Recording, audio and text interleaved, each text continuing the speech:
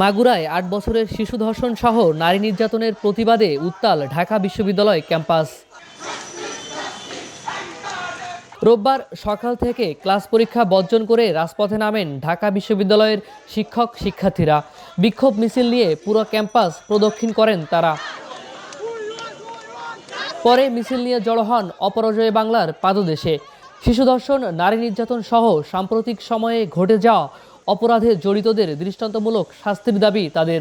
ধর্ষকদের প্রকাশের মৃত্যুদণ্ডের ব্যাপারটা যেন আমরা ইনশিওর করতে পারি, সেটা শুধু আছিয়া না, এই আছিয়ার এটা হওয়ার আগেও এই লাস্ট কয়েকদিনে প্রায় ৭০টার মতো রেপ কেসের কথা জানা গেছে। এরকম একটা দাবি নিয়ে আমাদেরকে দিনের পর দিন রাস্তায় নামতে হচ্ছে কেন? সরকার কেন এই জিনিসটার বিচার করতে পারছে না?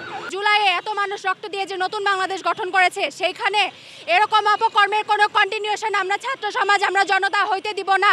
ধর্ষককে ওভার নাইমিত প্রথম শাস্তির আওতায় এনে তাতে ফাঁসি নিশ্চিত করা হয়, ধর্ষিতাকে নয়, ধর্ষকদের ছবি যেন হাইলাইট করা হয়। বর্তমানে যে সরকার আছে, এই সরকার যেন এই ব্যাপারটাকে বেশি অতি গুরুত্ব সহকারে যাতে এই ব্যাপারটাকে দেখে, সেটাই আমরা চাই এবং এটাই আমাদের দাবি।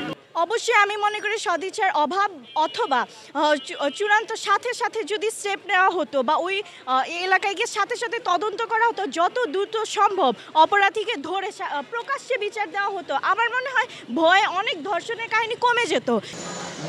একই দাবিতে ভিসি চত্বরে মানববন্ধন করেছেন বিভিন্ন বিভাগের শিক্ষার্থীরা।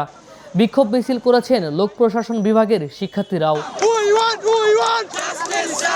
তারা বলেন, নির্মমভাবে ধর্ষণের ঘটনা ঘটছে, শিশুরাও ছাড় পাচ্ছে না। এ অবস্থায় সরকার দৃষ্টান্তমূলক পদক্ষেপ নেয়নি, কিন্তু ধর্ষণের ঘটনায় তাৎক্ষণিক দৃষ্টান্তমূলক শাস্তি হওয়া দরকার। শুধু ধর্ষণকারী নয়, ধর্ষণের সাথে যারা প্রত্যক্ষ পরোক্ষভাবে প্ররোচনা দিয়েছে তাদের একই কাতারে বিচারের দাবি জানাচ্ছি। আমরা জানি যে ডিলেইড যদি হয় জাস্টিস, তাহলে ডিনাইড হয়, আর একটা জাস্টিস যদি ডিনাইড হয় একের পর এক এরকম ঘটনা ঘটতে থাকবে। আমাদের যে স্বরাষ্ট্র উপদেষ্টা আছে, তিনি যেন সঠিক পদক্ষেপ, আইনের মাধ্যমে সঠিক পদক্ষেপ নেন, দর্শকদের বিচার করেন।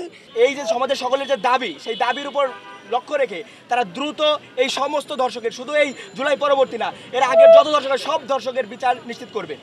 এদিকে মাগুরায় ৮ বছরের শিশু ধর্ষণের ঘটনায় দায়ের করা মামলায় বিচার ১৮০ দিনের মধ্যে শেষ করার নির্দেশ দিয়েছেন হাইকোর্ট।